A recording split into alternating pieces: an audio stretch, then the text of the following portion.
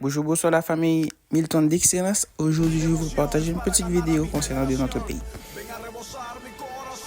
J'espère qu'un jour ça va changer, mais on ne sait pas. Un jour, on ne sait pas jamais. Mais on attend. Et j'aimerais donner la parole maintenant à son Excellence, Madame Dominique Dupuis, représentante au Conseil et ambassadrice et déléguée permanente auprès de l'UNESCO. Vous avez la parole, Madame. Madame la Présidente du Conseil exécutif, Madame la Présidente de la Conférence générale, Madame la Directrice générale. Excellences, chers collègues, durant ce débat général, nous sommes invités à bâtir nos interventions autour des points à l'ordre du jour de cette 219e session du Conseil exécutif. Mais vous comprendrez que dans cette maison de l'UNESCO, dont le mandat est la construction de la paix, il me serait aujourd'hui impossible d'échanger sur les technicités du C5, alors que tous les outils nécessaires à cette paix subissent chez moi un assaut sans précédent. Alors que l'éducation, la science et la culture sombrent davantage dans le gouffre infernal qui engloutit mon peuple depuis trop longtemps. Que tous les remparts sautent sous les tensions de la prise en otage d'un pays entier où 12 millions de personnes espèrent encore se réveiller d'un cauchemar ensanglanté. Confrontée à l'indicible, j'ai considéré me taire. Me taire par douleur, par déboussolement, mais aussi par culpabilité. Pour le confort de cette salle depuis laquelle je peux encore m'exprimer, alors que ceux au nom desquels je parle croulent sous le poids de la terreur. Me taire par colère pour mon pays que certains semblent déjà imaginer ne plus exister.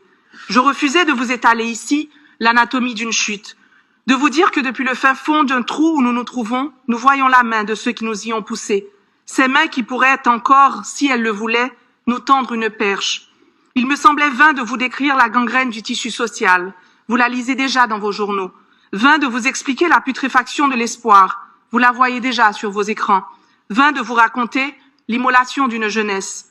Je refusais d'alimenter l'algorithme qui décide des priorités de l'aide internationale, de prendre part aux funestes enchères de la pitié, de participer à l'encan de la crise la plus grave, de faire concurrence à celui qui comptera le plus de morts, qui criera le plus fort son angoisse, qui articulera le mieux cette faim qui ronge le corps et l'âme de plus de 5 millions de personnes, dont la majorité sont des enfants. Je refusais de vous dire qu'une capitale se transforme en tombeau béant et que, comme moi, tous mes concitoyens sentent leurs tripes s'extirper de leur corps, zombifiés par l'effroi.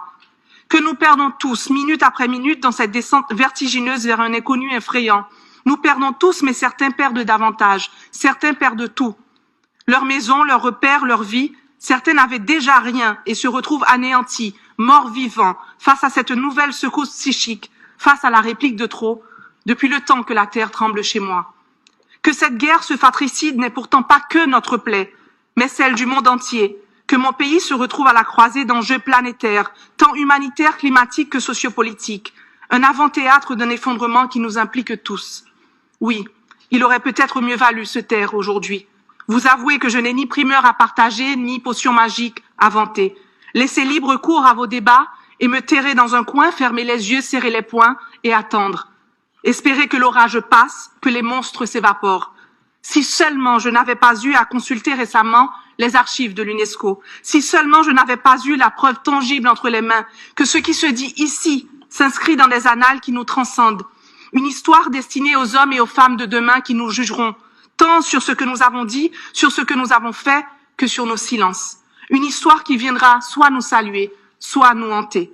Alors se taire aujourd'hui serait capituler, être complice du sort abject des enfants de mon pays, privés de leur droit à l'éducation, privés de leur seul repas par jour, privés de leur droit à la dignité, interdits de jouer, interdits de rêver, interdits de vivre. Complices des salles de classe où seul prend lieu le sombre ballet des esprits errants d'étudiants et d'enseignants tués par balles.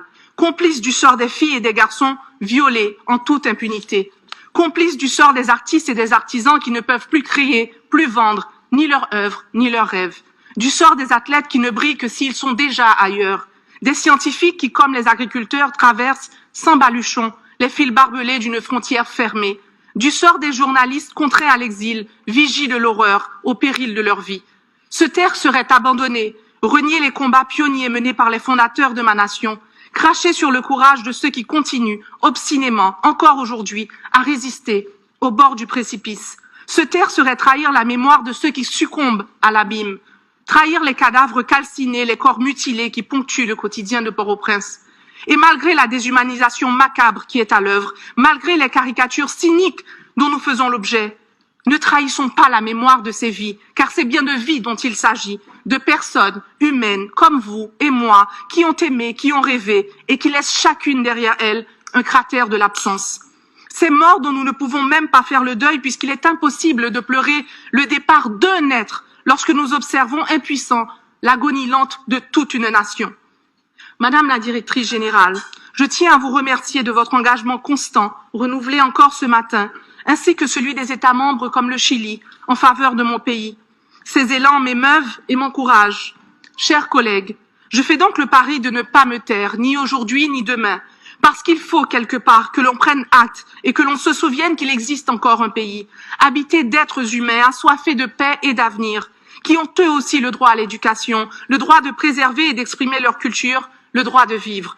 Je vous raconterai ce pays qui peut, qui veut et qui va renaître. Cette terre de Dessalines, de Catherine Flon, de Suzanne Comer-Sylvain.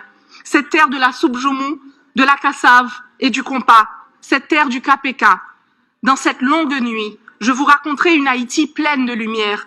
Car dans le clair-obscur de notre parcours, nous avons su transformer les spectres de l'oppression en oiseaux de la liberté. Merci, merci en pile, Aïbobo.